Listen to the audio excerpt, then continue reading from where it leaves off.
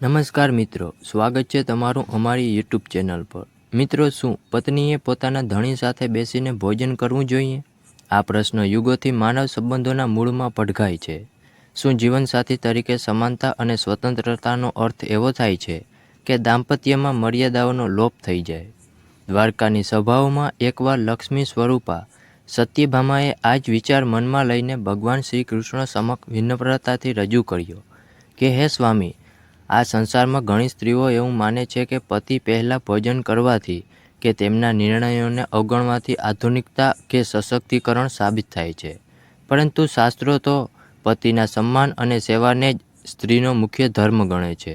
તો શું આ બંને વિચારો વચ્ચે કોઈ સુવર્ણ સેતુ શક્ય છે કે પછી આ માત્ર અહંકાર કે પરંપરા વચ્ચેનો સંઘર્ષ છે?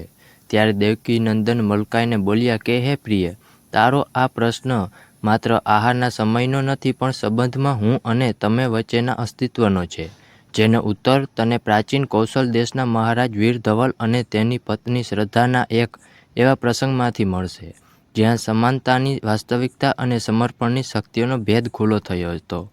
મહારાજ વીર ધવલ અત્યંત ધાર્મિક અને નિડર રાજા હતા, જ્યારે રાણી શ્રદ્ધા પોતાના નામે શોભે એવી પતિના અતૂટ આસ્થા ધરાવનાર પત્ની હતા। તેમ છતાં તેમના રાજ્યની સીમા પર એક અસામાન્ય ક્રોધ અને અહંકારથી ભરેલા શિકારી જાનવરનો ત્રાસ એટલો વધી ગયો હતો કે પ્રજાનું જીવન મુશ્કેલ બની ગયું હતું।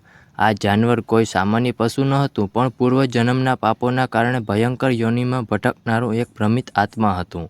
જ્યારે રાજા વીર ધવલ પોતાની પ્રિય રાણી શ્રદ્ધા અને સૈન્ય સાથે તેમનું શમન કરવા નીકળ્યા, ત્યારે જંગલમાં એ શિકારી જાનવર, જેનું નામ દુર્મદ હતું, તે પોતાના પરિવાર સાથે યુદ્ધ માટે તૈયાર થયો, કારણ કે તેને ખબર હતી કે આ યુદ્ધ તેમની મુક્તિનો એકમાત્ર માર્ગ છે, ભલે તે વિજય હોય કે વીરગતિ।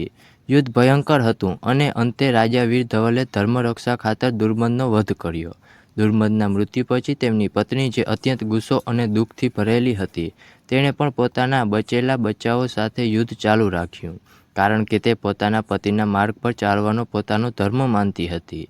પરંતુ રાણી શ્રદ્ધાએ જ્યારે જોયું કે તે જાનવર રાણી પોતાની જીવની પરવા કર્યા વગર લડી રહી છે, ત્યારે તેમને દયાળુ હૃદયમાં એક કરુણાનો ભાવ જાગ્યો અને તેમણે રાજાને વિનંતી કરી કે તે સ્ત્રી જીવ પર પ્રહાર ન કરે।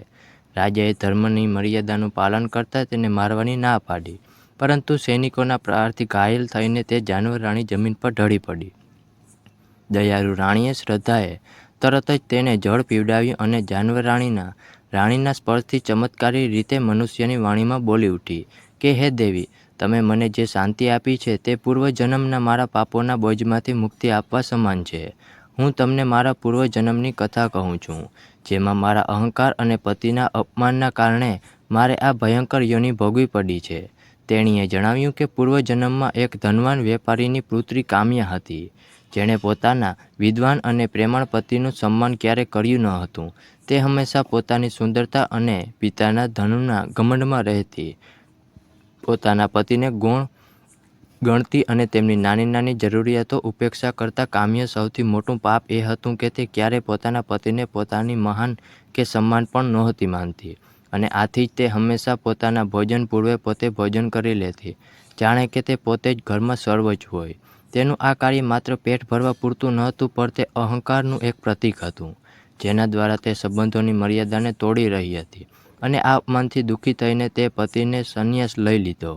પતિના વિયોગ અને અપમાનના ઘોર પાપે તેને યમલોકમાં કઠોર નરકમાં ધકેલી દીધી, જ્યાં તેને લોખંડના તપાવેલા પુતળાઓ ગળે લગાડવાની સજા મળી, કારણ કે તેણે જીવનમાં પતિનું સન્માન અને સ્નેહથી ક્યારેય આલિંગન કર્યું ન હતું। અને નરકની યાતનાઓ પૂરી થતાં તેના અહંકારી કર્મોના ફળ સ્વરૂપે તેને આ શિકારી જાનવરની યોનિ મળી। આ કથા સાંભળીને રાણી શ્રદ્ધાએ પોતાના પતિ વીર ધવલની સંમતિથી પોતાના 1 વર્ષના નિષ્કામ પતિ સેવા અને ધર્મપાલન પૂર્ણનું દાન તે ઘાયલ જાનવરરાણીને આપ્યું। પૂર્ણ મળતાં જ તે જાનવરરાણીનું શરીર શાંત થઈ ગયું અને તેમાંથી દિવ્ય પ્રકાશસભર આત્મા મુક્ત થયો, જેણે રાજા રાણીનો આભાર માનીને સદ્ધતિ તરફ પ્રણામ કર્યું। ભગવાન શ્રી કૃષ્ણ સત્યભામાને સમજાવે છે કે હે દેવી, આ કથાનો સાર એ નથી કે સ્ત્રીઓને દબાવવામાં આવે, પરંતુ એ છે કે જ્યાં અહંકાર હું જ પ્રથમનો ભાવ લઈને આવે છે, ત્યાં સંબંધોનું પતન થાય છે, અને તેથી જ પતિના ભોજન પછી પત્નીનું ભોજન એ કોઈ ગુલામી નથી, પણ સ્ત્રી દ્વારા પોતાના જીવનના કેન્દ્રમાં પોતાના જીવનસાથી સાથે રાખવાની અને તેને યોગદાનને સ્વીકારવાની એક પવિત્ર ભાવના છે, જે સંબંધમાં ઉર્જા અને મર્યાદાનું સંતુલન જાળવે છે. કારણ કે જ્યારે પત્ની પોતાના પતિને સન્માન આપે છે, ત્યારે તે ખરેખર પોતાના દાંપત્ય પવિત્રતા અને પોતાના સમર્પણના ધર્મને જ સન્માન આપે છે, જેનાથી પોતાનું જીવન પણ પાવન અને સમૃદ્ધ બને છે. અને આ જ સંતુલન જીવનને નરકમાંથી સ્વર્ગ તરફ લઈ જવાનો સાચો માર્ગ છે. માટે તું પણ આ જ્ઞાનને અંતરની ઊંડાણપૂર્વક સ્વીકારજે. તો મિત્રો, આ જ્ઞાન તમને પસંદ આવ્યું હોય તો ચેનલને સબસ્ક્રાઈબ કરવાનું ભૂલશો નહીં, અને વિડીયો પસંદ આવ્યો હોય તો લાઇક, શેર કરી કોમેન્ટમાં તમારો અભિપ્રાય અવશ્યથી લખજો.